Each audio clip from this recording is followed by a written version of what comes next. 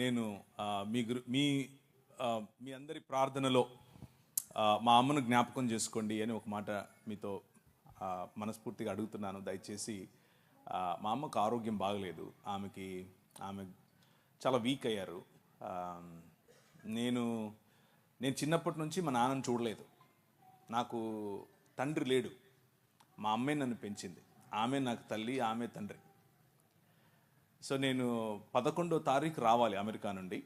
కానీ మా అమ్మకు బాగలేదని తెలిసి నేను 5వ తారీఖే వచ్చేసాను. 4వ తారీఖు బయలుదేరి 4వ తారీఖే వచ్చేసాను.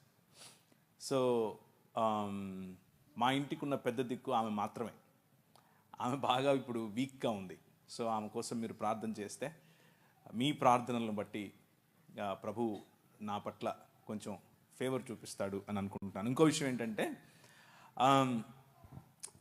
ఇప్పుడు చెప్తుంటే గుర్తొస్తుంది నాకు, జేమ్స్ గారు అప్పుడెప్పుడు ఫోన్ చేశారు అని. నాకు అది గుర్తు కూడా లేదు. అయితే నేను ఎవరైనా పిలిస్తే రానంత పెద్దోడేం కాదు, అస్సలు కాదు.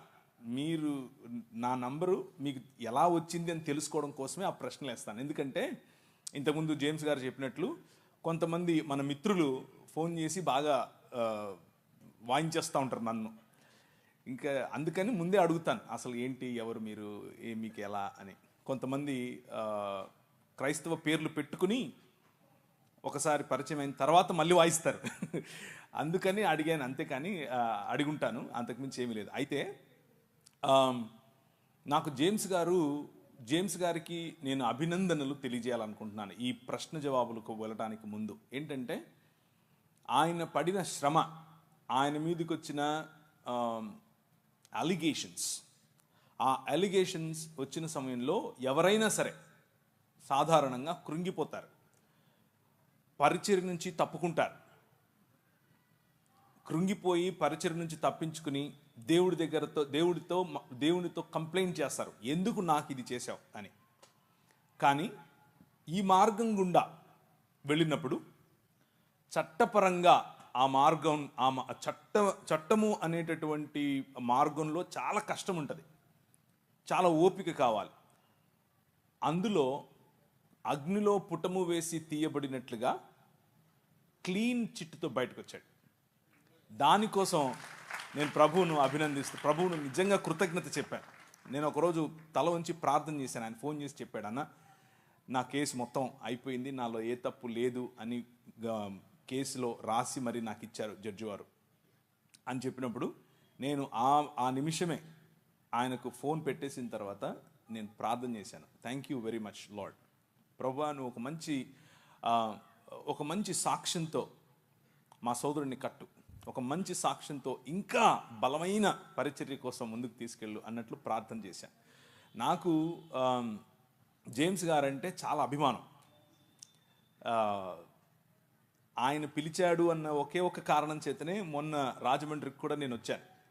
యాక్చువల్గా నేను ఈ మీటింగ్కి రావటానికి కర్నూలులో ఉన్న చలం అండ్ సుజాత వాళ్ళు నాకు చెప్పారు, ఆ మాట నిజమే. కానీ దానికంటే ఎక్కువగా నేను ఇష్టపడి వచ్చాను. ఒకరు చెప్పినందుకు ఏదో కాదు, నేనే ఇష్టపడి వచ్చాను. నాకు ఇష్టం. ఏంటి ఆ ఇష్టం అని అంటే, జేమ్స్ గారు చేసే పరిచర్యలు అంటే ఇష్టం. జేమ్స్ గారు ఉన్నట్లు మాట్లాడతారు కాబట్టి ఇష్టం. జేమ్స్ గారితో కలిసి నడవాలి అన్న ఆలోచన ఉంది.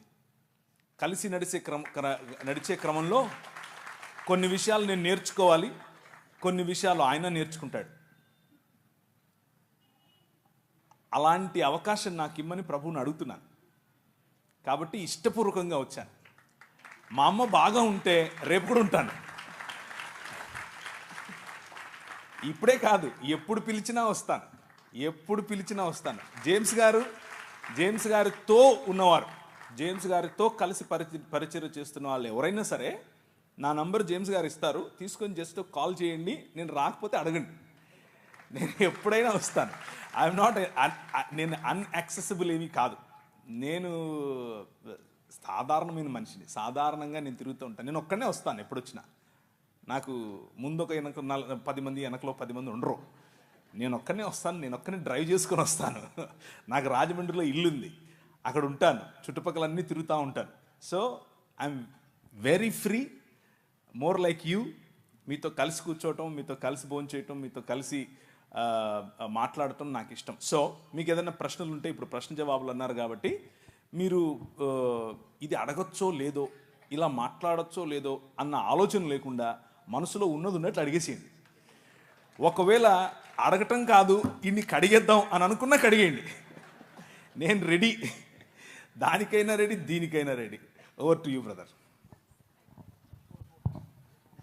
Thank you sir. డిబేట్లో కూడా మాటి మాటికి సార్ సార్ అంటుంటే, నువ్వు సార్ అనుకున్నాను, చాలా దూరం ఉంటుంది అన్నాను. ఏం నీకంటే పెద్దోడిగా అన్న అంటే అయిపోలా అని కూడా చెప్పా, ఇంకా నువ్వు సార్ అంటున్నావు. లేదు సార్, అందరినీ నేను అన్నాను కదా. లేదు సార్ అన్నా అంటే కరెక్ట్గా అన్నాను. ఓకేనా, మీరు మాతో కాలం నేను దేవుని రాజ్యం మిషనరీ ఉద్యమం గురించి మాట్లాడబోతున్నాను. మిషనరీ ఉద్యమంలో ఈ మీరు అడిగిన ప్రశ్నకు కూలంకషంగా, అంటే చాలా లోతుగా కొన్ని విషయాలను తీసుకుని మాట్లాడే ప్రయత్నం చేస్తాను. అక్కడ మీకు విశాలమైనటువంటి ఒక దృక్పథం, విశాలమైనటువంటి దేవుని రాజ్యానికి సంబంధించినటువంటి ఒక వైఖరి మీకు వచ్చే విధంగా ఆ సెషన్ ఉండబోతోంది.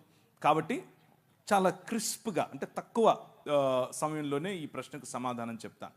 భారతదేశం మాత్రమే కాదు, ఎక్కడెక్కడ మతం ఉంటుందో అక్కడక్కడ విభజన ఉంటుంది. అది క్రైస్తవ మతమైనా సరే.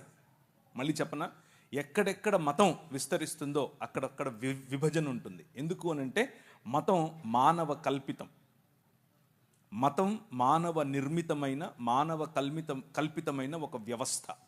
మతాలు ప్రజల మధ్యలో చిచ్చు పెడతాయి. మతాలు ప్రజలను ఒకరికంటే తక్కువగా చూసే ప్రయత్నం చేస్తాయి. మతం అనేది ఒక విగ్రహం, మతం అనేది ఒక విగ్రహం. అది క్రైస్తవ మతమైనా సరే, డినామినేషనల్ రూపంలో, శాఖ రూపంలో ఉండే విగ్రహం. ఆ విగ్రహం ఎదుటి మనిషిని మనిషిగా గుర్తించటానికి, నా శాఖలో లేకపోతే, నా బాటలో లేకపోతే ఆ మనిషి మనిషే కాదు, ఆ మనిషిని నేను ప్రేమించక్కర్లేదు, ఆ మనిషిని నేను దూరం ఉంచాలి అన్నటువంటి వ్యవస్థ మత వ్యవస్థ. ఆ మత వ్యవస్థ భారతదేశంలో మాత్రమే కాదు, ప్రపంచ యావత్తూ ఉంది. కానీ మీరు అడిగిన ప్రశ్న పర్టికులర్గా భారతదేశం కోసం కాబట్టి, భారతదేశంలో ఉన్నటువంటి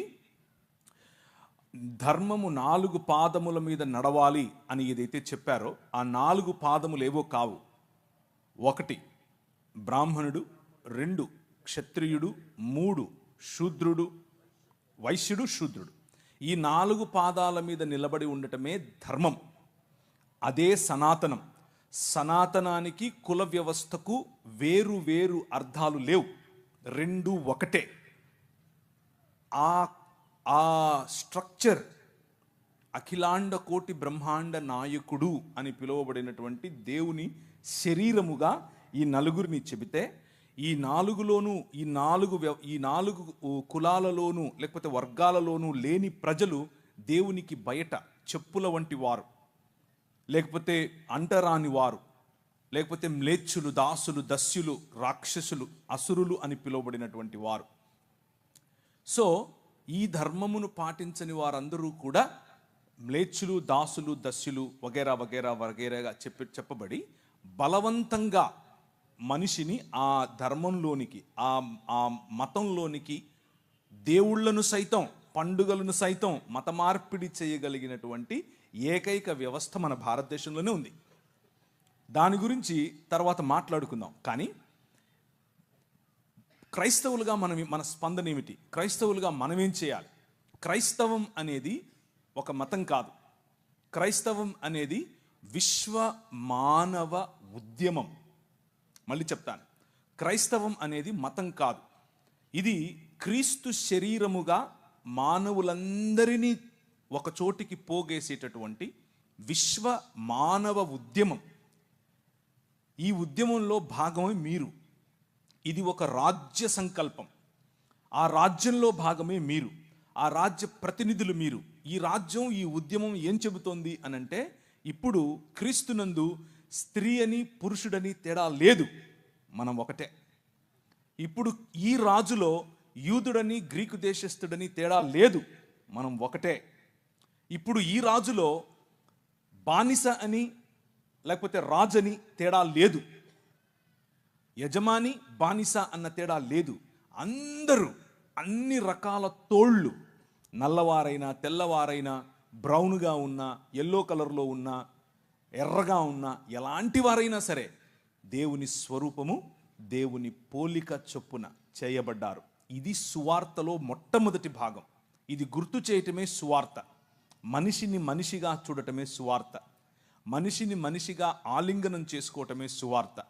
ఈ మార్గం, ఇది ఎలా చేయాలి ఈ సువార్తను అనంటే, తండ్రి కుమార పరిశుద్ధాత్మలుగా ఒక్క దేవుడుగా ఉన్నటువంటి మన దేవుడు అనేకమైనటువంటి ప్రజలను పోగేసి ఒకే శరీరముగా వారిని ఆహ్వానించటం, ఒకే కుటుంబంగా బ్రతకటం, ఇది క్రైస్తవ సువార్త.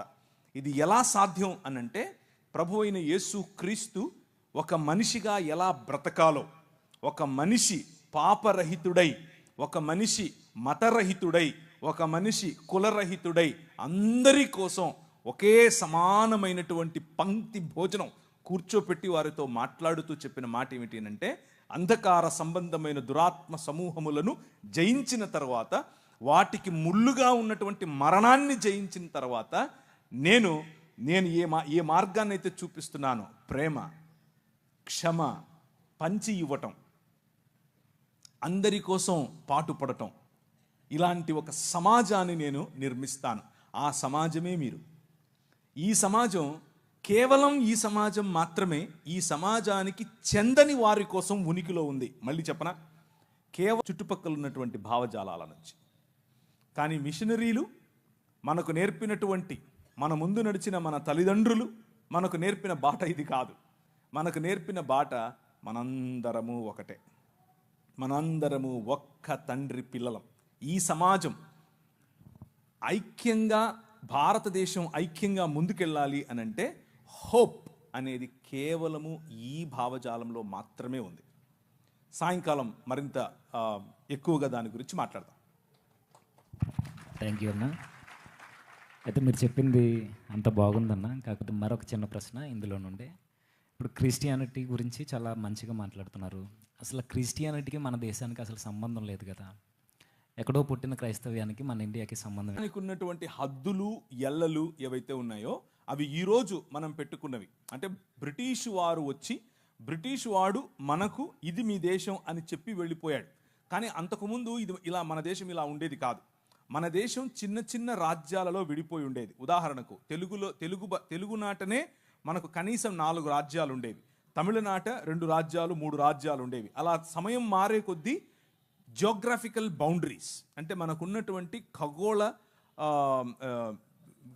కాదు, ఈ మన హద్దులు ఏవైతే ఉన్నాయో అవి మారుతూ వచ్చాయి. కానీ యేసుక్రీస్తు పుట్టిన సమయంలో ఆ రోజు ఉన్నటువంటి భారతదేశం, ఇటు వెళితే ఆఫ్ఘనిస్తాన్ పైన, కశ్మీర్ పైన ఉన్నటువంటి కొన్ని ప్రాంతాలు, ఇరాన్ దగ్గరగా ఉన్నటువంటి ప్రాంతాలు, ఇవన్నీ కూడా భారతదేశంలో భాగమే. ఎస్తేరు గ్రంథం రాయబడినప్పుడు భారతదేశం వరకు కూడా ఎస్తేరు యొక్క హస్బెండ్ రాజు, భారతదేశం పైన రాజే ఆ రోజుల్లో. సో ఇదంతా కూడా మనం ఏర్పరచుకున్నటువంటి హద్దులు. ఇది భారతదేశం, ఇది వేరే దేశం, ఇది కజాకిస్తాన్, ఇది తుర్క్మెనిస్తాన్. అలా కాదు, ఒకప్పుడు అలా లేదు. ఇదంతా కూడా ఒక్క మానవ మనుగడకు అవసరమైనటువంటి ఒక్క ప్లానెట్. అన్నిటిని ది బైబిల్ ఏం చెప్తుంది అని అంటే,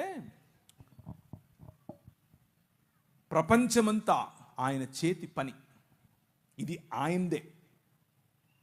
ఎవరైతే ప్రశ్నిస్తున్నారో ఎక్కడి నుంచో వచ్చిన మతమని, వాళ్ళే ఎక్కడి నుంచో వచ్చారు.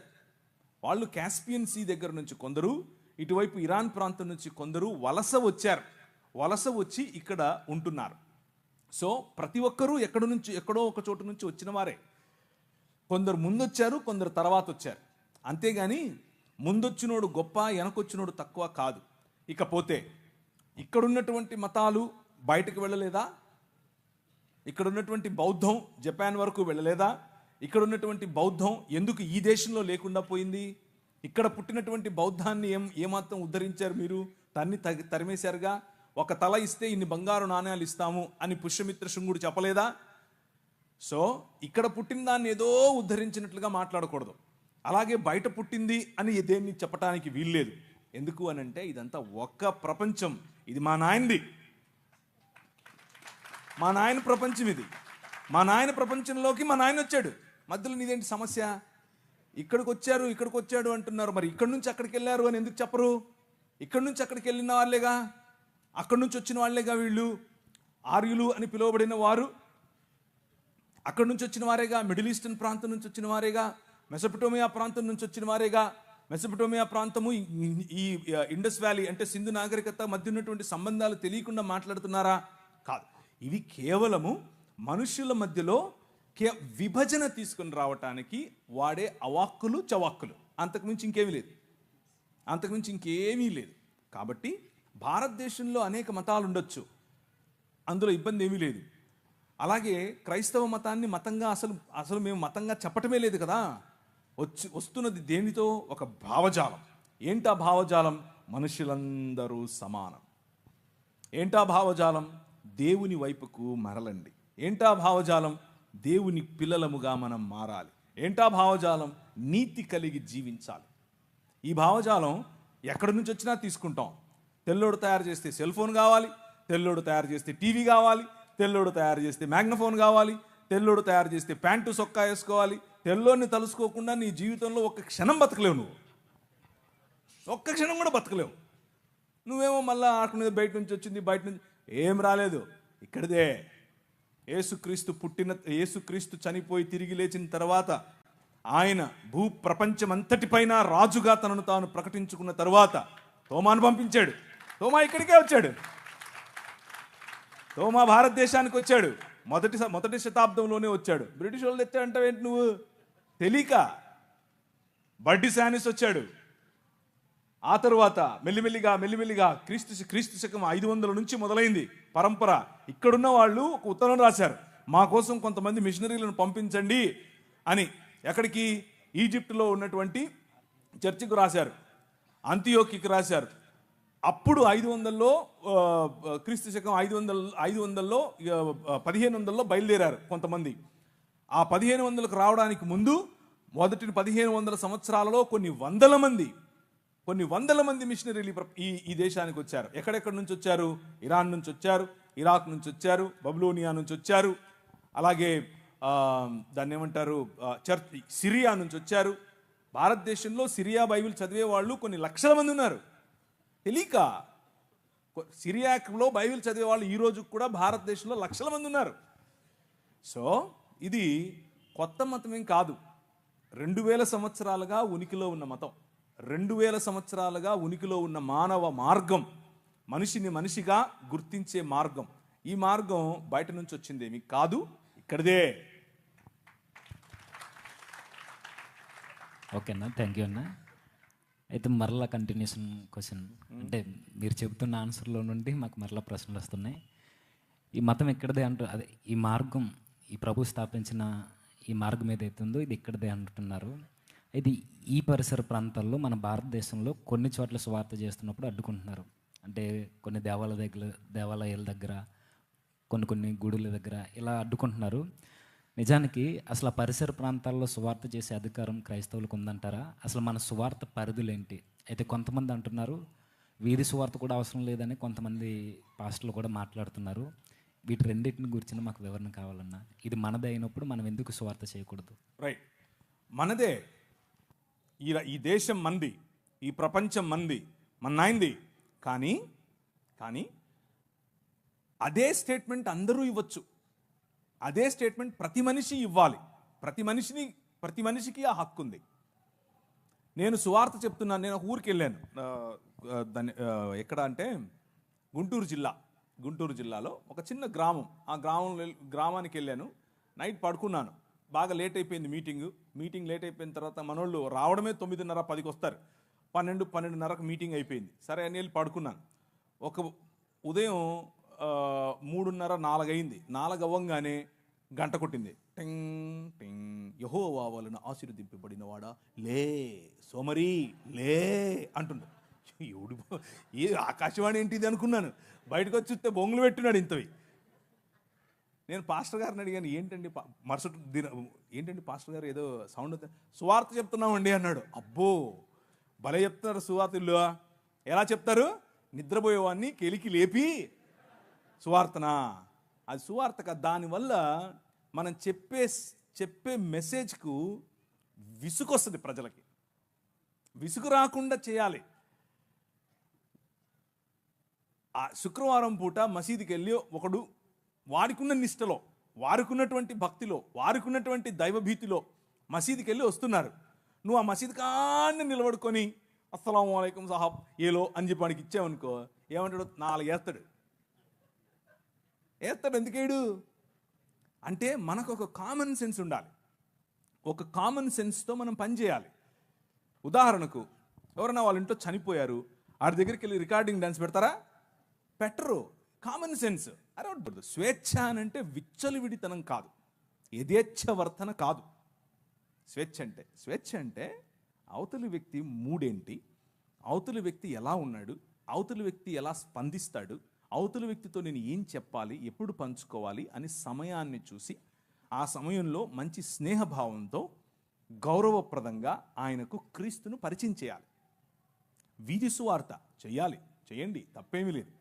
కానీ వీధి సువార్త పేరిట గొడవలు పెట్టుకోవద్దు. మొన్న కొందరు వెళ్ళారు, క్రైస్ట్ గాస్పెల్ టీమ్, సంచులు వేసుకుని తెల్ల బట్టలు వేసుకుని పోయినారు. పోతే అక్కడ వాళ్ళు అడ్డుకున్నారు. వాళ్ళు కొట్టనీకి వస్తే ఈడు కొట్టనీకి వెళ్తున్నాడు, ఆడు తిడితే ఈడు తిడుతున్నాడు. ఏం చెప్తున్నావు నువ్వు? ఏ పని అయితే చేయటానికి వెళ్ళావో దానికి కరెక్ట్గా ఆపోజిట్ చేస్తున్నావు నువ్వు. అవసరమా? లేదు. ఎదగాలి, ఆలోచన స్థాయిలో పైకి రావాలి. మాధ్యమాలను ఉపయోగించండి. మీరు చేస్తున్నటువంటి ఈ మాధ్యమ పరిచర్య ఎక్సలెంట్. మొన్న జరిగిన డిస్కషన్ 7 లక్షల మంది చూశారు. అందరూ క్రైస్తవులే చూసింటారా? నో. మన మాట ఉప్పు వేసినట్లుగా ఉంటే, మన మాట తగ్గింపుతో ఉంటే, మన మాట అవతలి వారి భావజాలం ప్రకారంగా రెచ్చిపోతూ ఉంటే, మనం మన భావజాలం ప్రకారంగా తగ్గించుకుని మాట్లాడితే ప్రజలను గెలవడం చాలా ఈజీ. ప్రజలను గెలుస్తాం. ఈ భావజాలంతోనే ప్రభువు ఈ లోకాన్ని గెలిచాడు. మనం అలాంటి భావజాలంతోనే సువార్త చేయాలి. సో సువార్త చేయండి, ఇది మన దేశం, కానీ సమయస్ఫూర్తి కలిగి చేయండి. ఉదాహరణకు ఏదైనా వేరే గ్రామానికి మీరు వెళ్తున్నారు, ఇక్కడ నుంచి ఒక టీం వేసుకుని, అక్కడ ఉంటారు కదా క్రైస్తవులు. ఒకవేళ ఉంటే వారికి ఇన్ఫార్మ్ చేయండి, మేము వస్తున్నాం, మేము పనిచేయాలనుకుంటున్నాం, మీకు సమయం వీలైతే మాకు తోడుగా ఉండండి, మేము చేస్తాం, వెళ్ళండి. దగ్గరున్నటువంటి వాళ్ళతో ముందు పీస్ పర్సన్ అంటారు, అంటే ఒక సహృదయం ఉన్న వ్యక్తిని కలుపుకోండి, అక్కడ కలిసి చేయండి, మళ్ళీ ఎవరి దారిన వాళ్ళు వెళ్ళిపోండి, ఇబ్బంది ఏమీ లేదు. అలాగే మాధ్యమాలను వాడుకోండి, అలాగే టెక్నాలజీ వాడండి, సెల్ ఫోన్స్ వాడండి, వాట్సాప్ వాడండి, ఫేస్బుక్ వాడండి. ఇవన్నీ మీరు చేసేవే, కొత్తవేం కాదు. అన్నిటినీ మించి స్నేహం వాడండి, స్నేహపూర్వకంగా ప్రజలను పట్టండి, గృహదర్శనాలు చేయండి. ఇవన్నీ ఏం కాకుండా ఊరికే పోయి చేతిలో ఉన్నది నువ్వు వాడు మూడేంటో తెలియదు, వాడు ఎలా ఉన్నాడో తెలియదు, ఇదిగో నువ్వు నమ్ముకుంటే పరలోకం మొత్తం లేక నరకం మొత్తం, దేవుడు నిన్ను 65 చేస్తాడు, ఈ మాటలన్నీ చెప్తే ఎవరండి వినేది? ఎవరు వినరు. మనం చెప్పే దాంట్లో మనకు క్లారిటీ ఉండదు, వినే దాంట్లో వాళ్ళకు క్లారిటీ ఉండదు. అలా వద్దు. ఒక స్ట్రక్చర్డ్ వేలో, ఒక పద్ధతిగా గనక మనం చేస్తే మనం చాలామందిని గెలవచ్చు. సో నా ఆన్సర్ ఏంటంటే, ఇది మన దేశం, కానీ సమయస్ఫూర్తితో ప్రజలను ఆకర్షించే విధంగా, ఆకట్టుకునే విధంగా సువార్త పరిచర్యను చేయండి. సువార్త పరిచర్యలో క్రీస్తును, రాజును పరిచయం చేయటం మన ఆలోచన, అంతేకాని మన మతాన్ని పరిచయం చేయటం కాదు. అక్కడే మనం తప్పుదారి పడుతున్నాం. ఓకేనా, థ్యాంక్ యూ. జీవితంలో మనం ఎదుర్కొనేవి ఇవి తెలుసుకోవాలి, వీటి గురించి ఆలోచించాలి. వీటి గురించి ఒపీనియన్స్ అంటే మన ఉద్దేశాలు ఒక్కొక్కరికి ఒక్కొక్క రకంగా ఉండొచ్చు, ఉద్దేశాలు వేరు వేరు రకంగా ఉండొచ్చు. కానీ నాకు అర్థమైన బైబిల్ గ్రంథంలో నుంచి నేను అర్థం చేసుకున్నది నేను మీకు చెప్తాను. దీన్ని నేను ఇది కరెక్ట్ అని నమ్మి చెప్తున్నాను. ఉదాహరణకు ఒక హిందూ మిత్రుడు ఉన్నాడు, లేకపోతే ముస్లిం మిత్రుడు ఉన్నాడు. ముస్లిం మిత్రుడు వాళ్ళ ఇంట్లో పండుగ చేసుకుంటున్నారు, రంజాన్ పండుగ చేసుకుంటున్నారు. పండుగ చేసుకుని ఇఫ్తార్ పార్టీకి పిలిచాడు. ఇఫ్తార్ భోజనం పెడుతున్నాను రండి అని పిలిచాడు. ఇఫ్తార్కి వెళ్ళి భోజనం చేయడంలో ఇబ్బంది ఏమీ లేదు. అలాగే ఈరోజు కనుమ. ఈ కనుమ దినాన మన హైందవ మిత్రులు వాళ్ళ ఇంట్లో మామూలుగా దాన్ని ఏమంటారు, మా ఊళ్ళల్లో అయితే అలసంద వడలు చేస్తారు. అలసంద వడలు, మంచి కోడి కూర చేస్తారు. పిలుస్తారు. పిలిచినప్పుడు వాళ్ళ ఇంటికి వెళ్తాం, వాళ్ళతో కలిసి భోంచేస్తాం, తప్పేమీ లేదు. అలాంటి విందులు, అలాంటి భోజనం తప్పు కాదు. కానీ ఇక్కడే కొంచెం జాగ్రత్త వహించాలి. ఏంటంటే, మేము మీ ఇంటికి వచ్చినప్పుడు మీరు కేక్ పెడితే తిన్నారు, మేము మీ ఇంటికి వస్తాం, మీ భోజనం పెడితే తింటాం, అంతవరకు ఓకే. కానీ మీరు కేక్ పెడితే మేము తిన్నాం, మేము ప్రసాదం పెడితే మీరు తినండి అంటే ప్రాబ్లం. ఏంటా ప్రాబ్లం? కేక్ మనం ఏది ప్రసాదంగా పంచం. ఎప్పుడు ఎవరైనా పంచుతున్నారు మీరు? మనమేం పంచం. మన దగ్గర ప్రసాదాలు లేవు. మనం ప్రసాదాల బ్యాచ్ కానే కాదు. మనం ఒక బల్ల పెడతాం, ఆ బల్ల క్రీస్తు శరీరం, అది ప్రసాదం కాదు. అది వచ్చి తింటే రోగాలు పోతాయి, అది వచ్చి తింటే దేవుడు బ్లెస్సింగ్స్ ఇస్తాడు, ఇలాంటి ఏం లేవు మనకి. ఇది దేవుని బల్ల. మనందరము ఒక్క సమాజం, మనలో అందరిలో ఒకే రక్తం ప్రవహిస్తుంది. ఆయన మన కోసం తన శరీరాన్ని విడిచాడు అన్నటువంటి ఆయన విమోచన కార్యాన్ని జ్ఞాపకం చేసుకునే, కేవలము బాప్తీసము పొందిన ఆయన అనుయాయులైన, ఆయన శిష్యులైన వారికి మాత్రమే పెట్టబడిన బల్ల. అది ఎవరికి పంచంగా మనం పంచం. అలాగే వారి దేవీ దేవతలకు అర్పించిన వాటిని తీసుకోవు కూడా. మనం పంచము, వారిస్తే తీసుకోము. చాలా క్లియర్గా చెప్తున్నానా? మనం పంచేది లేదు, వాళ్ళు ఇస్తే తీసుకోవాల్సిన అవసరము లేదు. అలాగని చెప్పి అవతల వారు నొప్పించాల్సిన అవసరం ఏమీ లేదు. ఎందుకు నొప్పించాలి? దయ్యానికి పెట్టావు, నువ్వు రాయికి పెట్టావు, నువ్వు రప్ప, ఈ స్టేట్మెంట్స్ అన్నీ అక్కర్లేదు. అది కరెక్ట్ కాదు. అలా చెప్పటం వల్ల అవతల వ్యక్తిని పోగొట్టుకుంటాం. అలా మనం దురుసుగా ఉండకూడదు. చాలా సున్నితంగా మాట్లాడచ్చు. సోదరా, చాలా థ్యాంక్ యూ, మీ భక్తి భావాన్ని నేను మెచ్చుకుంటున్నాను, మీలో ఇంత భక్తి ఉంది, చాలా సంతోషం, మీరు నన్ను కూడా గౌరవిస్తూ మీరు ఏదో ఇస్తున్నారు, కాకపోతే మిమ్మల్ని నేను గౌరవించాలి కదా. నేనేదో ఇది స్వీట్ తిన్నట్టు తిన్నాను అనుకోండి, అది మీకు నొచ్చుకుంటారు మీరు. అలా వద్దు. నేను నా విశ్వాసంలో ఇలాంటి విగ్రహార్పితములు తీసుకోవద్దు అని చెప్పారు కాబట్టి నన్ను దయచేసి ఏం అనుకోకే. కానీ నీతో పాటు రావాలా, వస్తా, ఎక్కడికి వెళ్దాం చెప్పు, మీ ఇంటికి వద్దామా, భోంచేద్దామా, చేస్తా చెప్పు. ఇలా మనం స్నేహాన్ని పెంచుకోవచ్చు. కానీ సత్యాన్ని కూడా చెప్పాలి. సత్యం చెప్తూ స్నేహాన్ని పెంచుకోవాలి. వాళ్ళేం నొచ్చుకోరు. ఒక్కసారి గనక మనము తగ్గింపుతో, నిజమైన మనస్సుతో వాళ్ళను, మన సహోదరులను యాక్సెప్ట్ చేస్తూ వాళ్ళని ఈ విషయం చెప్పి, మేము ఎలాగైతే మీకు బల్ల పంచమో అలాగే మీరు కూడా నాకు ఇది ఇవ్వకండి అని చెప్పటం వల్ల తప్పేమీ లేదు. అలా చెప్పిన తర్వాత వారితో కలిసి బయటికి వెళ్ళారు, ఒక రెస్టారెంట్కి వెళ్ళారు. ఆ రెస్టారెంట్లో వాడు ఎవరికి సమర్పించాడో మనకు తెలీదు. అది హలాల్ చేసి పట్టుకొచ్చాడా, కోషర్ చేసి పట్టుకొచ్చాడా, లేకపోతే ఏదైనా రాయి దగ్గర పెట్టాడా, లేకపోతే ఇంకేదైనా చేసి వచ్చాడా, అది మనకు తెలీదు. డబ్బులు ఇవ్వాలి, కొనుక్కోవాలి, ఇద్దరం కలిసి ఛాయ్ తాగాలి, బిర్యానీ తినాలి, ఎవరి ఇళ్ళకి వెళ్ళిపోవాలి. అది ప్రసాదం ఏం కాదు. మీకు అర్థమవుతుందా నేను చెప్పేది? సో అందులో ఏం కెమికల్ లేదు, అందులో ఏదో వేరే శక్తులు వచ్చి మీకు పట్టేటి ఏమీ లేవు. కానీ ఎప్పుడైతే మీరు ఇది మా దేవునికి అర్పితమైనటువంటి భోజనము, ఇది మీరు తింటే మీకు లబ్ధి, ఇది మీకు మంచిది, ఇది ప్రసాదము అని మీకు ఇస్తారో, అప్పుడు దాన్ని ఏకీభవించి వారితో, అవునా నాకు కావాలి అని మీరు ఎప్పుడైతే వారితో ఏకీభవిస్తారో, అప్పుడు మీరు వారి భావజాలంతో ఏకీభవించినట్లు. వారి భావజాలం ఏమిటిది? వారి భావజాలం విగ్రహము అనే భావజాలం. బొమ్మ కాదు. బొమ్మకు విగ్రహానికి చాలా తేడా ఉంది. బొమ్మలన్నీ బొమ్మలే, విగ్రహం వేరు. విగ్రహం వెనుక ఒక భావజాలం ఉంది. ఆ భావజాలం మన పైన ప్రభావం చూపిస్తుంది. చిన్న లడ్డేగా ఏమవుతుంది అని అనుకుంటాం ఫస్ట్లో. అది మెల్లిమెల్లిగా లడ్డూ కాస్త తెడ్డేస్తుంది మన మీద. జాగ్రత్త పడాలి. ఏముంది, ఉప్పు అనుకొని తింటాను. ఉప్పు అనుకొని తింటాం కాదు. అక్కడ ఆ ఉప్మా ఎవరికైతే సమర్పించారో వాడు ఉప్మా కాదు, చాలా చెప్మా చేస్తాడు. తర్వాత కావాలని కాలు జారద్దు. కావాలని పోయి వాడి దగ్గర పడద్దు. నీకు తెలియకుండా ఇచ్చాడా కథ వేరు, కానీ తెలిసి తెలిసి ఒప్పుకోలు, అవును నేను అగ్రి అవుతున్నాను నీతో అన్నటువంటి భావనలో తీసుకోవద్దు. డైరెక్ట్గా చెప్పండి, లేదు సోదరా నెక్స్ట్ టైం నుంచి నీకు కేక్ వద్దంటే కేక్ కూడా ఇవ్వనని చెప్పండి. నీ ప్రాబ్లం ఏంటి? నేను కేక్ ఇస్తే నువ్వు తినకూడదు, అంతే కదా. కేక్ ఇయ్యనబ్బా, అంతేగా, అయిపోలే. కానీ మన ఇద్దరం దోస్తే మళ్ళా ఫ్రెండ్షిప్ వదలొద్దు, ప్రసాదం వదలండి.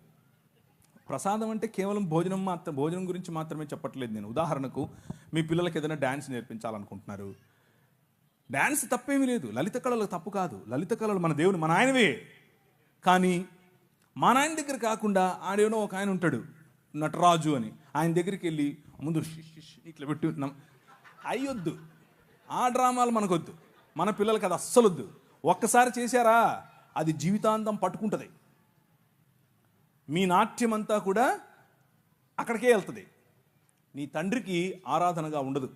నీ పాట పాడేటప్పుడు ఎవరిని తలుచుకుంటున్నావు, ఎవరు నీ మధ్యలో ఉంటున్నారు, ఎవరికి ఆరాధనగా నీ పాట, నీ పని. కొంతమంది పని కేవలం డబ్బు కోసం చేస్తారు. ఆ డబ్బు మీకు విగ్రహం. కేవలం ప్రసాదం దగ్గర, ఉప్మా దగ్గర అది అక్కడ ఆగకండి. ఇది చాలా పెద్ద కాన్సెప్ట్. కొంతమందికి కులం ఒక విగ్రహం. దాని కిందనే బతుకుతూ ఉంటారు. పెళ్లి చేయాలంటే కులం కావాలి, భోజనం చేయాలంటే కులం కావాలి, ఎవరి దగ్గరికన్నా వెళ్ళాలంటే కులం కావాలి. అసలు మనోడా కాదా అదొక విగ్రహం. విగ్రహార్పితం నువ్వు యాక్చువల్గా అప్పుడు. సో విగ్రహం అనేది నిన్ను మనిషి స్థాయి నుంచి తగ్గిస్తుంది, పశు స్థాయిగా మారుస్తుంది. మెల్లిమెల్లిగా దాని భావజాలం నీ పైన పట్టి పీడిస్తుంది. సో నో, వద్దు అని చెప్పండి. నేనైతే అలాగే చెప్తాను, నాకు ఏ సిగ్గు లేదు ఈ విషయంలో. కానీ వద్దని చెప్పి నేను పోగొట్టుకున్న ఫ్రెండ్ లేడు, ఎవ్వరు లేరు. నొప్పించాల్సిన అవసరం లేదు. ఇదొక భ్రమ. ఏంటా భ్రమ అంటే, వద్దు అని చెప్తే అవతలోడు నొచ్చుకుంటాడండి. ఏం నొచ్చుకోడు, ఆడు నొచ్చుకుంటాడో లేదో తెలియదు, కానీ నువ్వు నొచ్చుకుంటున్నావు ముందు. అది నీ సమస్య. ఆనెస్టీ అంటే ఉన్నది ఉన్నట్లుగా నిజాయితీగా ప్రజల ముందు నిన్ను నువ్వు కనబరుచుకోవటం తప్పు కాదు, అది మంచిది. ప్రజలు అప్రిషియేట్ చేస్తారు. ఒకసారి ఏంటబ్బా ఆయన ఇలా చేస్తున్నాడు అని అనుకోవచ్చేమో, కానీ తరువాత నీ సత్ప్రవర్తన ఏమాత్రము వ్యత్యాసం లేకుండా నువ్వు ఆ వ్యక్తిని క్రైస్తవ భావంతో నువ్వు ఎప్పుడైతే దగ్గరికి తీసుకుంటావో అన్నీ అర్థమవుతాయి ఆయనకి. ఓకే, ఇది ఆయన నిష్ట. ఒక ఆయన వచ్చాడు నా పైన, బాస్. అప్పట్లో నేను ఒక కంపెనీలో పనిచేసేవాడిని. ఆయన బ్రాహ్మణోత్తముడు. అమెరికా వెళ్ళాం మేము ఇద్దరం కలిసి. కాదు ప్రవీణ్ గారు మీరు అని మొదలెట్టాడు. ఇక్కడే రామచంద్రాపురం అనుకుంటాను. ప్రవీణ్ గారు మీరు ఏంటండి మీరు అని 1-2 సార్లు నన్ను కొంచెం గెలికాడు.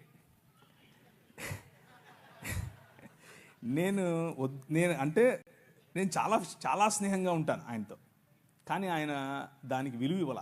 దానికి చేయండి, ఏం కాదు చేయండి అన్నట్లు నా వెంట పడ్డాడు. సరే కూర్చో అని చెప్పి ఒకరోజు, అసలు నువ్వు ఎలాగండి బ్రాహ్మణోత్తరువి అని అడిగాను. ఎందుకు అన్నాడు.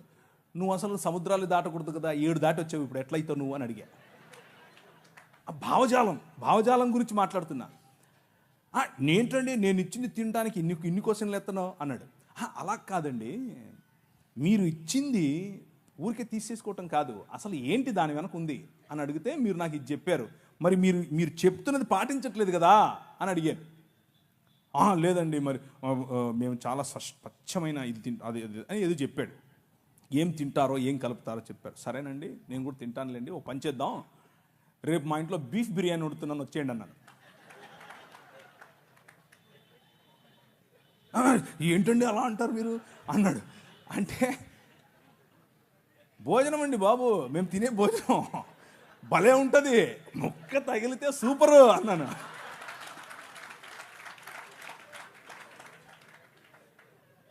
మీరు ఏ విధంగా ఇది తినడానికి జంకుతున్నారో మీ నిష్ట మీ నిష్టలో ఇది తినకూడదు అన్నది మీ భావన, తినరు.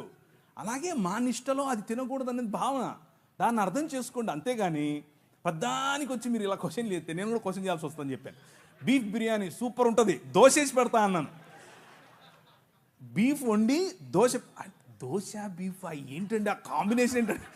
నేను అన్నాను భలే ఉంటుందండి బాబు, మీకు తెలియదు, సూపర్ ఉంటుంది. ఇంకా మా ఊళ్ళల్లో సంగటి చేస్తారన్నాను. సంగటి ఆయనకి తెలియదు, అర్థం కావట్లేదు ఆయనకి, సంగటి ఏంటి అంటున్నాడు. అంటే కడపకు రండి ఒకసారి, బీఫ్ వేసుకుని సంగటి వండుకుని దాంట్లో నెయ్యి పోసి తింటే సప్పా సూపర్. ఆయన తట్టుకోలేక చెవులు మూసుకెళ్ళిపోయాడు. టచ్లోనే ఉన్నాడు, ఇంకా ఫ్రెండే, కానీ అర్థం చేసుకున్నాడు. ఆయన నన్ను పెస్టర్ చేయటం, నన్ను ఒత్తటం, నన్ను కావాలని ఒత్తేది నేను ఒత్తితే ఎలా ఉంటుందో అర్థం చేసుకుని ఆపేసాడు. సో ఫ్రెండ్షిప్ మంచిది, ప్రజలను కోల్పోవద్దు, కానీ నీ విశ్వాసం అంతకంటే ముఖ్యం. నీ విశ్వాసం అంతకంటే ముఖ్యం. నువ్వు రోడ్డు మీద నిలబడి సువార్త చెప్పటం ఎంత ముఖ్యమో, నీ ఫ్రెండ్ దగ్గర నిలబడుకొని నేను ఈ క్రీస్తును మాత్రమే అనుసరిస్తాను అని చెప్పటం అంతే ముఖ్యం. నువ్వు ఆడిచ్చిందల్లా తీసుకొని తింటే నువ్వు అది చెప్పటం లేదని అర్థం, నీ సాక్ష్యం లేదని అర్థం. సో ఒకరిని గెలవటం కోసం అబద్ధం చెప్పక్కర్లేదు, సత్యం చెబుతూనే గెలవచ్చు. ఆ ప్రయత్నం చేయండి, ఉపయోగపడుతుంది, మారుస్తుంది దేన్నైనా. కానీ ఇక్కడ వచ్చిన సమస్య, దీంట్లో ఏదో కల్మషం ఉంది, ఆ కల్మషం వచ్చి నన్ను ఏదో చేస్తుంది అనే భావన ఉండడం బట్టి ప్రార్థనలు చేసి దాన్ని శుభ్రపరుస్తున్నాం అన్న ఆలోచన చెప్తున్నట్లుగా నాకు అనిపిస్తుంది ప్రశ్నలో. కానీ ప్రసాదము నువ్వు ప్రార్థన చేసుకుని తిన్నంత మాత్రాన ఇప్పుడు ప్రార్థన చేసుకోకుండా తిన్నా కానీ అది భోజనమే, అది సామాన్యమైనటువంటి బ్లడ్డే, సామాన్యమైన ఉప్మానే, సామాన్యమైన పొంగలే. దానివల్ల నీకు వచ్చేది పెద్దగా ఏమి ఉందో లేదో అని కాదు. మెయిన్ పాయింట్ ఏంటంటే అర్పించినటువంటిది ఒక భావజాలానికి, ఆ విగ్రహము వెనుకున్నటువంటి ఒక ఆలోచన శక్తి, ఆ విగ్రహం వెనుకున్నటువంటి పడద్రోయబడినటువంటి దేవదూతల సమూహములలో ఒకరికి ఆ విగ్రహం అర్పితం. నువ్వు దాన్ని ఆవాహయామి అంటున్నావు, అలాంటివి చెయ్యొద్దు. ప్రార్థన చేసుకుని ఆవాహయామి ఏంటి? ప్రసాదం తినడం అంటే ఆవాహయామి అని చెప్పటమే. ప్రార్థన చేసుకుని పిలవాలా? పిలిచేవాళ్ళను ప్రార్థన చేసుకుని సరే నేను ఏకీపిస్తున్నాను ప్రార్థన చేసుకుని ఏకీపించాలా? అవసరం లేదు. ఇంత కష్టం ఎందుకు? వాక్యం చెప్తోంది. నువ్వు ఏదైనా మార్కెట్లోకి వెళ్ళావు, కొనుక్కున్నావు, ప్రార్థన చేసుకో, తిను. కానీ కావాలని విగ్రహార్పితములా వద్దని చెప్పు, వాక్యం చెప్తా ఉంది. అలా చేస్తే పోలా? దానికి దాన్ని ఏమంటారు, థియోలాజికల్ ఇది చేయాలా? ఇప్పుడు ప్రార్థన చేసుకుని మనం ఒక శివాలయంలోకి వెళ్ళి, వారి భక్తి శివాలయం, వారు భక్తితో శివాలయంలో ఉంటారు, శివుణ్ణి పూజిస్తారు. మనం వాళ్ళని అవమానపరుస్తూ అక్కడికి వెళ్ళి ప్రార్థన చేద్దామా? యేసు ప్రభువా, ఈ శివలింగం ఎవరో కాదు, యేసు ప్రభువే అని మనం ప్రార్థన చేద్దామా? అది కరెక్టా? అది వారిని అవమానించినట్లు, మన విశ్వాసాన్ని మనం చాటనట్లు. అలా చేయకూడదు. వీలైనంత వరకు నిక్కచ్చిగా ప్రార్థన చేసుకుని భోజనాన్నైనా దేన్నైనా మనం ప్రభు కోసం చేయాలి. కానీ తెలిసి ఇది ప్రసాదం అని తెలిస్తే అవతలి వ్యక్తితో ఏకీభవించటం లేదు అన్న మాట చెప్పటం కోసం ప్రార్థన చేసుకొని తినాల్సిన అవసరం కూడా లేదు, అసలు తినాల్సిన అవసరం లేదు. అంటే మాకు అర్థమైంది మీరు చెప్పిన సంబంధం. సైన్ పెట్టించుకుంటారు నాతో. వీళ్ళండి సామాన్యులు కాదు, వీళ్ళు ఆ కోర్టు రూమ్లో నేను కూర్చోబెట్టినట్టు బాండ్ పేపర్లు పట్టుకొచ్చారు, సైన్ పెట్టించారు నాతో. అమ్మో, మామూలు వాళ్ళు కాదు వీళ్ళు. సరే అని చెప్పి సైన్ పెట్టి నేను గమ్మున నవ్వుకుంటూ అందరినీ సెట్ చేసుకుని వెళ్ళిపోయాను, నా పని చేసుకుని. నేను మీరు పిలిచిందే చేశాను. ఇప్పుడు పిలిచింది దేనికి? డైరెక్ట్ మిమ్మల్ని. అప్పుడు చేతులా? అవును సార్. అయితే ఆ బాండ్ పేపర్ తీసుకొచ్చింది మేం కాదు సార్, అటు నుంచి వచ్చే. నాకేం తెలుసండి, అది నువ్వు తెచ్చావా ఎవరు తెచ్చారు నాకేంటి? ఆడ ఉందా లేదా? అక్కడికి వచ్చే వరకు కూడా తెలియదు సార్ బాండ్ పేపర్లు ఉన్నాయన్న సంగతి. అది నాకు ఒకవేళ ఒకటి సార్, నేనేం మాట్లాడాలి? ఒకటి సార్, ఒకవేళ నేనేం మాట్లాడలేదు ఇప్పుడు. ఆ రోజు మీకు అవకాశం ఉంటే ఇదే విషయాన్ని 100% నిర్మోహమాటంగా చెప్తాను, ఎక్కడైనా చెప్తాను, ఎప్పుడైనా చెప్తాను. అది కావాలి సార్, నిర్మోహమాటంగా చెప్తాను. అది ఇప్పుడు కాదు, ఎప్పుడైనా చెప్తాను, చెప్తూనే వస్తున్నాను. అది నాకు ఏమాత్రం ఇబ్బంది లేదు ఆ విషయంలో. ఇది నా స్టాండ్ పాయింట్. సరే సార్, డిబేట్ని బట్టి ఇప్పుడు మిమ్మల్ని డైరెక్ట్గా అడుగుతున్నా సార్. అసలు పబ్లిక్ మీరు ఏ క్లారిటీ ఇవ్వాలనుకుంటున్నారు ఆ డిబేట్ విషయంలో, ఆ జరిగిన డిబేట్ విషయం? No comments. ఏం మాట్లాడకూడదని మీరు సైన్ పెట్టించుకున్నారు నాతో. వీళ్ళు సైన్ పెట్టించుకున్నారండి బాబు. ఇది అయిపోయిన తర్వాత ఏం మాట్లాడకూడదని సైన్ పెట్టించుకున్నారు. ఇప్పుడు మళ్ళీ అడుగుతావేంటి? No comments. సైన్ పెట్టించుకున్నది వాళ్ళు సార్, మాకు సంబంధం లేదు ఆ విషయం. ఇప్పుడు అడిగేది నేను సార్. అయినా మీరు పెట్టలేదు. నేను పెట్టలేదులేండి.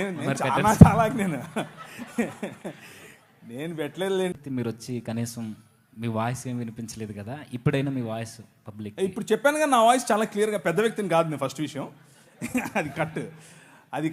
రెండు అంటే వయసులో పెద్ద అంటున్నావా, ముసలోడు అంటున్నావా నన్ను?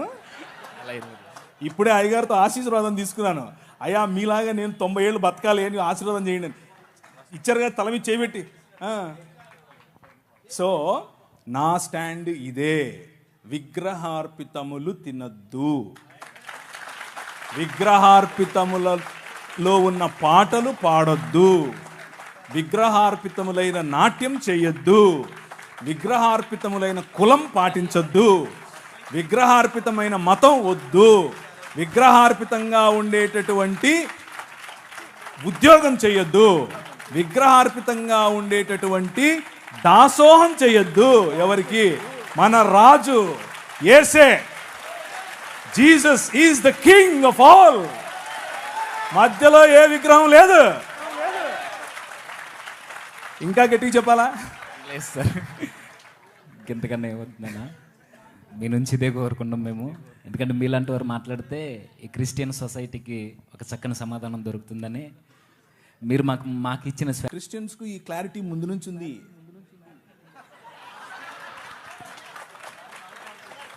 లేదని మీరు అనుకుని నేను తప్పు చెప్పానా సార్? ముందు నుంచి ఉంది, ఇది అందరికీ తెలిసింది. లేదు అని మీరు అనుకుని దాని మీద చర్చ చేసి మళ్ళా ఉందని తెలిసి మళ్ళా లేదని చెప్పి ఇప్పుడు నాతో చెప్పిస్తున్నారు. మీరు చెప్పండి, తినచ్చా తినద్దా? తెలుసా వాళ్ళకు? మళ్ళీ మీరు క్రిస్టియానిటీలో క్లారిటీ ఇవ్వాల్సిన అవసరం ఈ విషయానికి లేనే లేదు. ఎందుకు అనంటే అందరికీ తెలుసు. కానీ వాళ్ళ స్ట్రగుల్ ఏంటంటే, యాక్చువల్ ప్రశ్న ఏంటంటే, నాకు తినాలని లేదు కానీ ఎలా నేను అవతలి వాడికి చెప్పాలి, ఎలా అవతలి వ్యక్తిని నేను పోగొట్టుకోకుండా ఆ వ్యక్తితో స్నేహం కంటిన్యూ చేస్తూ ఇది తినకుండా ఉండాలి, ఎలా సాధ్యపడుతుంది అనేదే కన్ఫ్యూజన్. తినకూడదు అనేది తెలీదా మనకు? అందరికీ తెలుసు. సో పద్ధతి ఎలా అనేది నేను మీకు క్లారిటీ ఇచ్చాను. మనిషిని పోగొట్టుకోవద్దు, స్నేహాన్ని పోగొట్టుకోవద్దు, కానీ సున్నితంగా ఇది కాదండి, నా భావజాలంలో నేను నమ్ముతున్నటువంటి దేవుడు నా నిష్టలో ఇది చెయ్యొద్దని చెప్పాడు అని చెప్పటమే. వచ్చేంత వరకు మాకు కూడా ఈ విషయం తెలియదు, బాండ్ పేపర్స్ ఉన్నాయన్న విషయం. సొసైటీలో కొంచెం బలంగా దాన్ని ముద్రించిన వారం అవుతామని ప్రత్యేకంగా మిమ్మల్ని ఎన్నుకోవడం జరిగిందన్న, మిమ్మల్ని ఫాలో అవుతూ. సరేనా, చాలా చక్కని సమాధానాన్ని మాకు అందించారు. Thank you brother. అయితే ఇంకా కొన్ని ప్రశ్నలు ఉన్నాయన్న. ఆ ప్రశ్న ఏంటంటే, ఇప్పుడు కింద నుండి వచ్చిందన్న మాకు. ఇప్పుడు కొంతమంది క్రైస్తవేతరులు క్రిస్టియానిటీని తప్పుపడుతూ బైబిల్కి భౌగోళికమైన ఆధారాలు లేవనుకుంటూ మా మత గ్రంథాల్లో మా దేవుళ్ళు సంచరించిన భూభాగాలు ఉన్నాయి, వారు సంచరించిన ప్రాంతాలు, భౌగోళిక ఆధారాలు, పురావస్తు ఆధారాలు అన్నీ ఉన్నాయని కొన్ని ఆధారాలను మాకు చూపిస్తున్నారు. ఏంటంటే రామసేతుకు సంబంధించిన ఆ బ్రిడ్జ్ కావచ్చు, ద్వారకాకు సంబంధించిన కావచ్చు. అసలు ఈ గాథలన్నీ నిజంగా జరిగినవేనా? ఇవి కొంతమంది పెద్దలు అన్నట్టుగా ఇవి పుక్కిటి పురాణాలు అన్నట్టుగా ఇవేనా కల్పిత కథలా? ఎంతవరకు వాస్తవం? బైబిల్కి మిగిలిన గ్రంథాలకి వ్యత్యాసం ఏంటో ఈ నిజమైన ఆధారాలు కాదన్నది తెలియజేయండి. సో వారు చెబుతున్నటువంటి పురావస్తు ఆధారాలు ఏవైతే ఉన్నాయో అవేవి కూడా వారు రచించుకున్న కావ్యంలో చెప్పినటువంటి స్థలాలకు సంబంధించినవి కావు. ఉదాహరణకు రీసెంట్గా గౌరవ సుప్రీంకోర్టు వారు రామ మందిర నిర్మాణం జరిగినటువంటి చోటు అది రాముని పుట్టుకకు సంబంధించింది అన్నటువంటి ఆధారాలు లేవు అని చాలా క్లియర్గా చెప్పింది. అక్కడ రామ మందిరం ఇంతకు ముందు ఉన్నట్లుగా ఆధారం లేదు అని చాలా క్లియర్గా చెప్పింది. కానీ మనోభావాల కోసం సొసైటీలో శాంతి భద్రతలు నెలకొల్పడం కోసం అక్కడ రామ మందిర నిర్మాణం చేయమని ఉత్తర్వులు ఇచ్చింది. సో సుప్రీంకోర్టుకే దొరకలేదు పురావస్తు ఆధారాలు. ఇంకా మీతో మాట్లాడుతున్న వాళ్ళకి ఎక్కడి నుంచి దొరికాయో మనకు తెలియదు. అది వాళ్ళు సొంతంగా వాట్సాప్ యూనివర్సిటీ అంటారు దాన్ని. అది వాట్సాప్ యూనివర్సిటీలో దొరికింది. ఇకపోతే కొన్ని విషయాలు చూద్దాం. మీరు అడిగినటువంటి బ్రిడ్జ్ ఏదైతే ఉందో దాన్ని యాడమ్స్ బ్రిడ్జ్ అంటారు. అది వానర సైన్యం నిర్మించినటువంటి వారధి కాదు. దాన్ని యాడమ్స్ బ్రిడ్జ్ అంటారు. అది న్యాచురల్గా ఫామ్ అయినటువంటి ఒక భూభాగము మాత్రమే. అయితే ఒక ప్రశ్న, ఏంటి ఆ ప్రశ్న అంటే, ఒక ఆయన లంకలోకి ఎగిరి వెళ్ళిపోయాడు. వీళ్ళకి బ్రిడ్జిలు ఎందుకు కావాల్సి వచ్చాయి? వీళ్ళు ఎగరొచ్చుగా. ఇంకో భలే ఉంటుంది చూడండి. ఒక ఆయన విమానం, ఆ రోజుల్లో విమానాలు ఉన్నాయంట, విమానం వేసుకుని పోయాడు. ఎందుకు అని అంటే, ఒక ఆయన తలకాయ కింద పెట్టి పైన కాళ్ళు పెట్టి తపస్సు చేస్తున్నాడు. అంటే ప్రార్థన చేస్తున్నాడు. తపస్సు, ప్రార్థన, భగవన్ నామ స్మరణం చేస్తున్నాడు. ఈయన వెళ్ళాడు, విమానం దిగి కత్తి తీశాడు. నీ పేరేంటి అన్నాడు. అంటే నా పేరు, నేను ఫలానా కులానికి చెందినవాడిని అని అన్నాడు. నా పేరు చెప్పాడు, అంతే, వేసేసాడు. మరి ఆ రోజు విమానం ఉండింది, అంతకుముందు ఎందుకు లేదు? అప్పటికి ఇంకా కనుక్కోలేదా? సో పురావస్తు అని అడిగితే సరిపోదు. పురావస్తు శాఖ వాళ్ళు ఇచ్చే ఆధారాలు ఉండాలి కదా.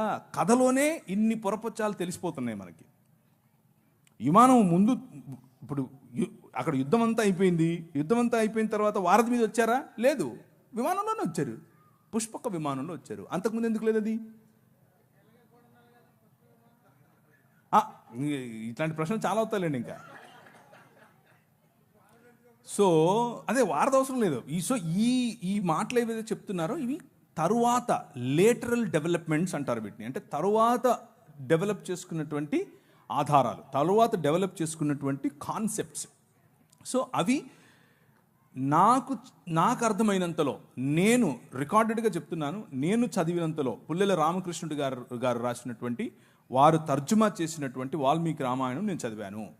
అది కూడా దేనికి చదివాను అంటే, మన హిందూ మిత్రులు కొంతమంది వారు వేసే ప్రశ్నలకు సమాధానం చెప్పడం కోసం అదే పనిగా కూర్చొని అన్ని కాండాలు క్షుణ్ణంగా అర్థం చేసుకుంటూ, లైన్ బై లైన్ అండర్లైన్ చేసుకుంటూ చదివాను. కానీ అందులో వారు ప్రస్తావించినటువంటి స్థలాలు కానీ, వారు ప్రస్తావించినటువంటి మనుషులు కానీ, వారు ప్రస్తావించినటువంటి కోటలు కానీ, వారు ప్రస్తావించినటువంటి భారతంలో కూడా వారు ప్రస్తావించినటువంటి ఇళ్ళు కానీ ఏదీ ఇప్పుడు మనకు లభ్యంగా లేదు, ఏదీ మనకు అందుబాటులో లేదు. ఒకవేళ ఉంటే ఆర్కియాలజికల్ సొసైటీ ఆఫ్ ఇండియా అని ఒక వెబ్సైట్ ఉంది. అది భారతదేశ పన్ను, మనమందరం పన్ను కడతాం, భారతదేశ గవర్నమెంట్ వాళ్ళు ఆ వెబ్సైట్ పెట్టారు. అందులో తప్పకుండా ఉంటుంది. లేదు, బౌద్ధానికి ఉంది, జైనానికి ఉంది, క్రైస్తవానికి ఉంది. అశోకుడు జీవించిన కాలంలో శిలాఫలకాలు పెట్టాడు. అందులో అరమైక్ భాష ఉంది, అందులో తమిళ భాష ఉంది, అందులో పాలి ధమ్మలిపి ఉంది. సంస్కృతం లేదు, హిందీ లేదు, ఏం లేదు. సో ఇది ఈ పురావస్తు శాఖకు సంబంధించినటువంటి ఆధారాలు. ఉదాహరణకు లిపి, ఉదాహరణకు శిల, ఉదాహరణకు శిలా శాసనములు, ఉదాహరణకు మందిరములు, ఇలాంటివేవి కూడా వాళ్ళు చెప్తున్నట్లుగా లక్షల సంవత్సరాల క్రితం ఉన్నాయి, ఏమీ లేవు. అదంతా బూటకం. కొద్దిగా ఎప్పటి నుంచి మొదలైంది ఈ ఆధారాలు దొరకటం అనంటే, క్రీస్తు శకం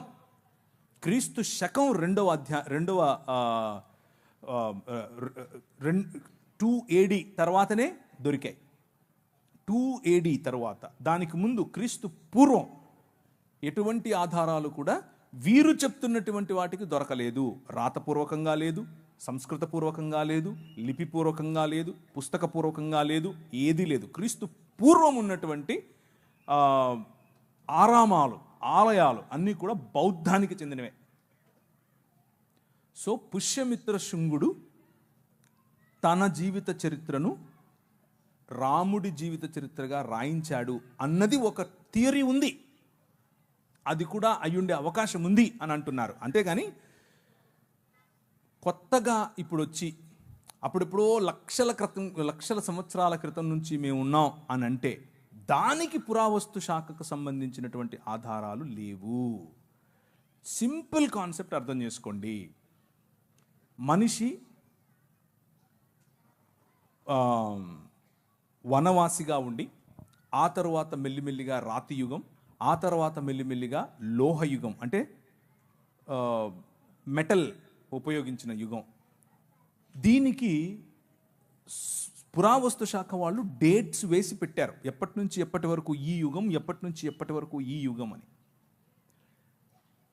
మెటల్ ఇన్వెంట్ చేసిన తర్వాత వచ్చినటువంటి యుగం ఏదైతే ఉందో, రాతి యుగం తరువాత మెసపటోమియా తరువాత ఈజిప్షియన్ సివిలైజేషన్ అంటే మోషే సమయం, ఆ సమయానికి మెటల్ డెవలప్ అయింది, ఆ సమయానికి లోహం డెవలప్ అయింది.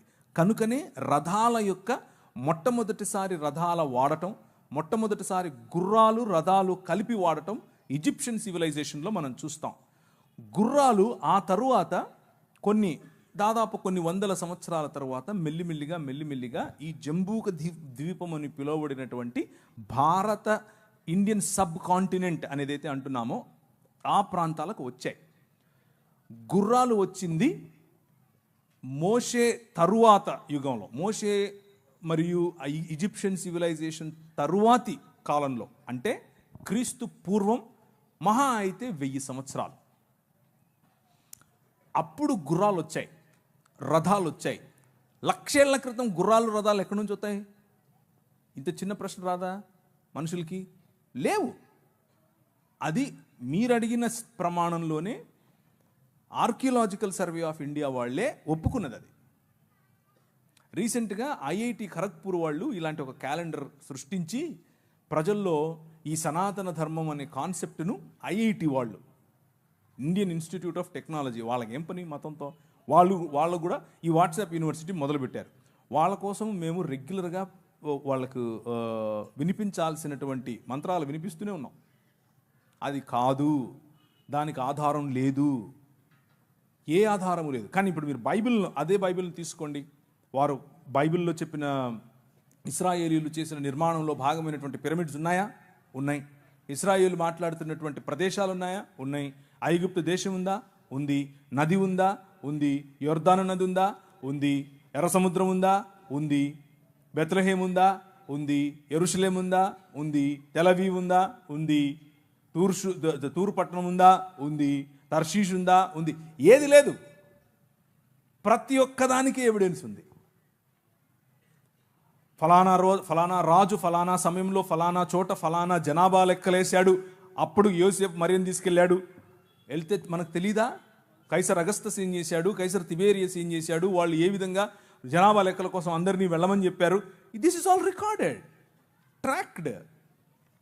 సో ఆ రోజు ఉన్నటువంటి హిస్టోరియన్స్ జోసిఫస్ కావచ్చు, ప్లైనీ కావచ్చు, టాసిటస్ కావచ్చు, వాళ్ళు రాసినటువంటి లేఖలు ఈ రోజుకు మనకు అందుబాటులో ఉన్నాయి. సో ఎక్స్ట్రా బిబ్లికల్ సోర్సెస్ మనకు అందుబాటులో ఉన్నాయి. ఆ ఎక్స్ట్రా బిబ్లికల్ సోర్సెస్ ఉన్న కారణం చేత మనం బైబిల్ నమ్మక్కర్లేదు.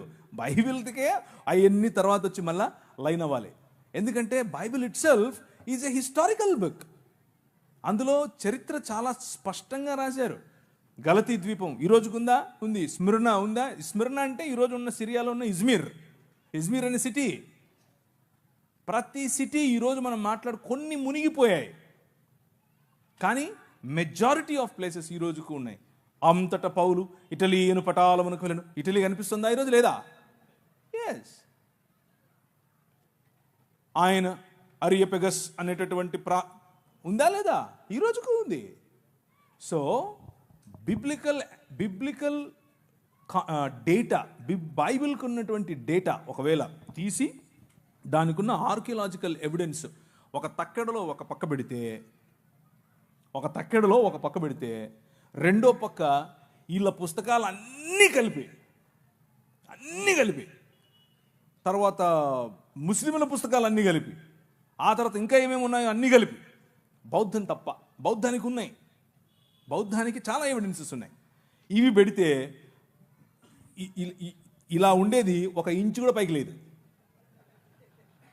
ఇంచు కూడా పైకి లేదు. ఎందుకంటే ఏం లేదు ఇక్కడ, ఏమీ లేదు ఇక్కడ, ఇక్కడ అంతా ఉంది, అంతా ఉంది. సో మీరు అరిస్టాటిల్ నమ్ముతారు, అరిస్టాటిల్కి ఎవిడెన్స్ లేదు. మీరు అలెగ్జాండర్ ది గ్రేట్ నమ్ముతారు, అలెగ్జాండర్ గ్రేట్ ఎవిడెన్స్ లేదు. యేసు ప్రభుకు ఎవిడెన్స్ ఉంది, ఎవిడెన్స్ ఉంది. అరిస్టాటిల్ పంపగా వచ్చిన దాన్ని ఏమంటారు, గ్రీక్ ప్రపంచాన్ని జయించాలనుకున్నటువంటి ఈ అలెగ్జాండర్ ది గ్రేట్, వారి పిల్లల పిల్లల పిల్లల పిల్లల పిల్లలు ఒకడైనటువంటి ఈ శకులు శుంగులు, శుంగులు కాదు క్షమించండి, వాళ్ళలో ఒకడైనటువంటి అశోకుడు కదా, ఆయన ఇంట్లో గ్రీక్ మాట్లాడాడు. మరి అందుకనే గ్రీకులో శిలాఫలకాలు కనిపిస్తాయి మనకు భారతదేశంలో. అలాంటిది సంస్కృతంలో కనిపించాలిగా, ఒక్కట్లేదు. ఐఎమ్ నాట్ ఎగ్జాజరేటింగ్, ఒక్కటి లేదు, ఒక్కటి కూడా లేదు. మరి ఏదో చూపించండి ఆర్కియలాజికల్ ఎవిడెన్స్ ఎక్కడుందో. సో ఇదంతా కూడా ఆయాసం, అంతే, ఆయాసం, ఆయాసం తప్ప ఏమీ లేదు. ఎందుకంటే ఇక్కడ సబ్జెక్ట్ ఉంది, అక్కడ ఏమీ లేదు కాబట్టి ఆయాసపడాలి. నీకు అని చెప్పాలి. అవతలుడు ఏం అనక ముందే మనమే అనేసామనుకో, అవతలుడు ఏమండు కదా అని. అలా ఏం కాదు, మనం ప్రశ్నిస్తూనే ఉంటాం. రైట్? ఓకేనా, థ్యాంక్ యూ అన్న. అయితే ఇప్పటివరకు మీరు చెప్పిన సమాధానం బట్టి మాకు అర్థమైంది బైబిల్ ఒక పరిశుద్ధమైన గ్రంథం అని, దీనికి చాలా ఎవిడెన్స్ ఉన్నాయని. అయితే ఎంతే పరిశుద్ధమైనది అయితే ఈ మధ్య చాలా ప్రశ్నలు మాకు వినబడుతున్నాయి. ఇలాంటి పరిశుద్ధ గ్రంథంలో, ఇలాంటి దైవ గ్రంథంలో లోతు సందర్భం కావచ్చు, దావీదు గారు చేసిన తప్పులు కావచ్చు, యోధా గారు చేసినవి కావచ్చు, ఇలాంటి కొన్ని ఇబ్బందికరమైన పరిస్థితులు రాసినప్పుడు దేవుని గ్రంథం అయితే, ఇన్ని ఎవిడెన్స్ ఉన్నది నిజమైన గ్రంథం అయితే, ఇలాంటి సందర్భాలు లోతు తన కుమార్తెలతో పాపం చేయడం, దావీదు తప్పు చేయడం, ఇలాంటివి రాశారు. ఇది ఎలా దైవ గ్రంథం అవుద్ది? కాబట్టి మనుషులు చేసిన తప్పులు కూడా చెబుతుంది. బైబిల్ పరిశుద్ధ గ్రంథం కాబట్టే ఆ పరిశుద్ధ గ్రంథానికి సంబంధించిన దేవుణ్ణి ఆరాధించేవారు వారు కూడా మనుష్యులే. ఆ మనుష్యులు చేసిన తప్పులు అందరికీ తెలియాల్సిందే. దేవుడు న్యాయ నిర్ణేతగా లోతు, తన పిల్లలు, దావీదు, అలాగే తామారు, ఇలా అందరూ వారి జీవితాల్లో చేసినటువంటి తప్పులను ఎత్తి చూపిస్తుంది. మొత్తానికి బైబిల్ ఏం చెప్తోంది అని అంటే, దేవుని రాజ్య వారసులుగా కాకుండా సొంత రాజ్య నిర్మాణాలు, సొంత ఆలోచనల్లో బ్రతికితే మనిషి ప్రతి ఒక్కడు పాపమే చేస్తున్నాడు అన్నది చెబుతుంది బైబిల్. దానికి మినహాయింపు కేవలము యేసుక్రీస్తు మాత్రమే. మళ్ళీ కొత్తగా ఒకరు వచ్చి చెప్పక్కర్లేదు మనకు, మీ దావీదు ఇలా చేశాడు, ఆడు ఇలా చేశాడు. మాకు తెలిసేది, వి నో దాట్. అది మా దేవుడే రాయించాడు కాబట్టే పరిశుద్ధమైన దేవుడు, రాయించాడు కాబట్టే పరిశుద్ధమైన పుస్తకం. కప్పిపెట్టుంటే ఆయన పరిశుద్ధమైన దేవుడు ఎలా అవుతాడు? కప్పిపెట్టుంటే అది పరిశుద్ధమైన పుస్తకం ఎలా అవుతుంది? అది కేవలము ఒక అజెండాతో వచ్చిన పుస్తకం అవుతుంది. కానీ అవతలి వారు అలా కాదు. అవతలి వారి పరిస్థితి అది కాదు. అవతలి వారి పరిస్థితి ఏమిటి అని అంటే, ఎవరైతే దేవుళ్ళుగా, ఎవరైతే దేవతలుగా తమను తాము ఆ పుస్తకాలలో ప్రకటించుకున్నారో వారు మిగిలిన వారిని మోసముతోనూ, సెక్షువల్ అల్యూర్మెంట్ అంటే లైంగిక ఆకర్షణతోనూ, వయలెన్స్తోనూ, రేప్తోనూ, స్వయంగా పిల్లలను సొంత పిల్లలతో శారీరకేచ్ఛలు తీర్చుకోవటంతోనూ దేవుళ్ళు ఆ పని చేసినట్లుగా వారి పుస్తకాలు చెప్తున్నాయి. సో బైబిల్కు మిగిలిన పుస్తకాలకు ఉన్న తేడా ఏమిటి అని అంటే, బైబిల్ మనుష్యులు చేసిన తప్పులను ఎత్తి చూపిస్తుంది, కానీ దేవుడు ఆ చేసిన తప్పులను సమర్థించకుండా వారిని సరైన మార్గంలో పెట్టడం కోసం తన కుమారుడైనటువంటి యేసుక్రీస్తును పంపాడు. కానీ మిగిలిన పుస్తకాలు అలా కాదు. మిగిలిన పుస్తకాలు ఆ దేవుళ్ళు చేసేది ఒక పెద్ద ఘనకార్యం అన్నట్లు. ఒక ఆయన 16,000 మంది అయితే, ఇంకొక ఆయన 3 అంటే, ఇంకొక ఆయన 10 మంది అంటే, ఇంకొక ఆమె 5 మంది మొగుళ్ళని వేసుకుంటే ఇవన్నీ తిరుగుతూ ఉంటారు. ఇది అప్రూవ్డ్ బై గాడ్. వాళ్ళకి ఇది ఇది సనాతన ధర్మం అంటే ఇదే అని చెప్తారు. అది సమస్య. అక్కడికి ఇక్కడికి తేడా కనిపిస్తుందా? ఇది తప్పు అని బైబిల్ చెప్తోంది, అలా చెయ్యొద్దు అని బైబిల్ చెప్తోంది. సనాతన ధర్మం అంటేనే ఇది అని ఇది చెప్తోంది. ఉదాహరణకు ఒక ఆయన ఉంటాడు, ఆయన వాళ్ళ అమ్మగారు ప్రెగ్నెంట్. వాళ్ళ అమ్మగారు ఇంట్లో ఉంటారు, వాళ్ళ నాన్నగారు కూడా ఉంటారు. ఏదో చక్కగా మంచి మంచి మురిపెం మంచి ఫ్యామిలీ. అలా ఉంటే ఇది ఎక్కడి నుంచి తీసుకొని చెప్తున్నానంటే మహాభారతం నుంచి తీసుకొని చెప్తున్నాను. యుధిష్ఠిరుడు అంటే ధర్మరాజు చెప్పినటువంటి స్టోరీ. ధర్మరాజుకు మరియు గంగాపుత్రుడైనటువంటి భీష్మాచారికి మధ్య జరుగుతున్నటువంటి కాన్వర్జేషన్. అందులో నారద ముని గారు కూడా ఉన్నారు. వాళ్ళ మధ్యలో జరుగుతున్నటువంటి కాన్వర్జేషన్. ఏంటి కాన్వర్జేషన్ అంటే, ఒకసారి ఒక ముని వాళ్ళ ఇంట్లోకి వస్తాడు, చకా చకా చకా వస్తాడు. వచ్చి వాళ్ళ అమ్మ అక్కడ ఉంటుంది, పోయి చేయి పట్టుకుని పదాపదవరా అంటాడు. ఈ నుండి ఏంటి ఏంటి ఏంటి ఏంటి ఏంటి అయిపోతుంది నానా, ఆయన ఆపు అంటే ఆపకూడదు నాయన అన్నాడు. ఏంటి నాన్న, మా అమ్మని తీసుకెళ్ళిపోతున్నాడు ఆయన అని అంటే, ఇథ ధర్మ సనాతన అన్నాడు. ఏంటి ఇదే సనాతన ధర్మం అంటే అని చెప్పాడు. ఏమని? బ్రాహ్మణుడు వచ్చి నీ భార్యను చేయి పట్టుకొని తీసుకెళ్తే నువ్వు ఆపొద్దు, ఆయన వెళ్ళిపోవాలంతే, అదే సనాతన ధర్మం అని చెప్పాడు ఆయన. ఇది నేను చెప్పట్లేదు, ప్రవీణ్ చెప్పట్లేదు, భీష్మాచార్యుడు, యుధిష్ఠిరుడు మరియు నారదుడు ముగ్గురు చెప్తున్నారు. వినకపోతే ఎట్లా మరి? మీకు అర్థమవుతుందా? వినకపోతే ఎట్లా? ఇంకొక కథ చెప్తాను. అంటే మీరు అడిగిన దానికి చెప్పాలి, చెప్పకపోతే కష్టమైపోద్ది, కొంచెం ఎక్కువ టైం తీసుకున్నానా. ఇంకొక ఆమె పాపం గర్భవతి, లోపల పిల్లవాడు ఉన్నాడు. పిల్లవాడు ఉంటే ఒక ముని వచ్చాడు, కమాన్ రా అన్నాడు. ఏంటయ్యా నేను గర్భవతినయ్యా అన్నాడు. అంటే ఈయన ఇదా ధర్మ సనాతన అన్నాడు. సరే కానీ అంటే ఆమెతో, ఆ గర్భవతితో ఆయన లైంగిక క్రియ చేస్తూ ఉన్నప్పుడు లోపల నుంచి బిడ్డ అరిశాడంట. ఒరే ఈడ టైం లేదు, ప్లేస్ లేదు, పో పో అంటున్నాడు. ఈడ ప్లేస్ లేదు, నువ్వు రావడానికి వీల్లేదు, వెళ్ళిపో అని అడుగుతున్నాడు లోపల నుంచి. ఏమి రాశారా పుస్తకాలు మీరు?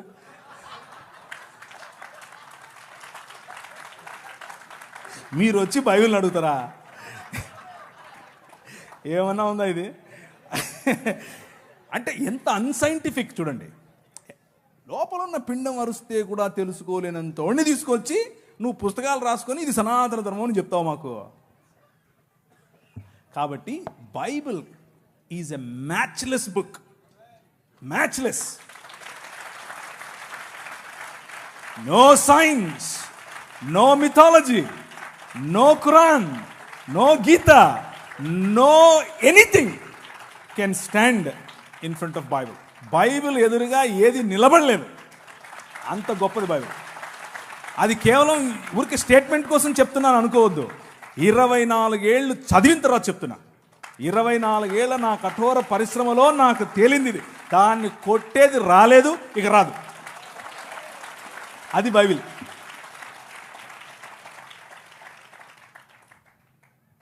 ఇంకా థ్యాంక్ యూ అన్న. ఇంకేం లేవన్నా, నిజంగా మీ ఆన్సర్ చూసిన తర్వాత ఇంకేం అడగాలని లేదు నాకు. Thank you very much. You have been a great audience.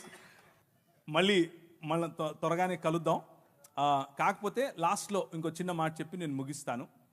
దయచేసి ఇప్పుడు నేను చెప్పిన మాటలు, ఇప్పుడు నేను ఇచ్చిన స్టేట్మెంట్స్ ఇవేవి కూడా అవతలి వారిని నొప్పించడం కోసం కాదు, అవతలి వారిని పోగొట్టుకోవటం కోసం కాదు, అవతలి వారి కంటే నేను గొప్ప అని చెప్పుకోవటం కోసం కాదు. బైబిల్ మీద బురద చల్లితే అలా చల్లకండి, అది కరెక్ట్ కాదు. ఒకవేళ బురద చల్లాలనుకుంటే ఇదిగో మీ భావజాలంలో చాలా బురద చల్లే అవకాశం ఉంది అని చెప్పటం కోసం మాత్రమే. అలాగే విన్న మీరు ఈ కంటెంట్ తీసుకుని దొరికినోడు ప్రతి ఒక్కడిని ఇలా నీకు తెలుసా అని మొదలు పెట్టకండి. ఇలాగ ఉందటగా, అందుకు కాదు నేను చెప్పింది. డిస్క్లైమర్ ఇది. అలా చేయబాకండి, అది కరెక్ట్ కాదు. ఇది ఒకవేళ మనల్ని ప్రశ్నిస్తే తిరిగి ప్రశ్నించటం కోసం ఉపయోగపడేది మాత్రమే తప్ప కావాలని గోక్కుని అవతలి వాడికి ఏదో తలంబ్రాలు వేసి పంపిద్దాం అనేది చేయకండి. అలా చేయకూడదు. ఈ మధ్య క్రైస్తవ లోకంలో ఈ ఒరవడి పెరిగింది. అది చేయకూడదు. అది తప్పు. అది మనకు, మన పిల్లలకు, మన భవిష్యత్తుకు చాలా అపాయకరం. మన సమాజం ప్రేమ సమాజం, మన సమాజం క్షమా సమాజం, మన సమాజం తగ్గించుకునే సమాజం. మనం అలాగే ఉందాం, మన పిల్లలకు అదే నేర్పుదాం. అలా కాకుండా అతివాదంలోకి వెళ్ళామనుకోండి, అతివాదం మన పిల్లల భవిష్యత్తును నాశనం చేస్తుంది.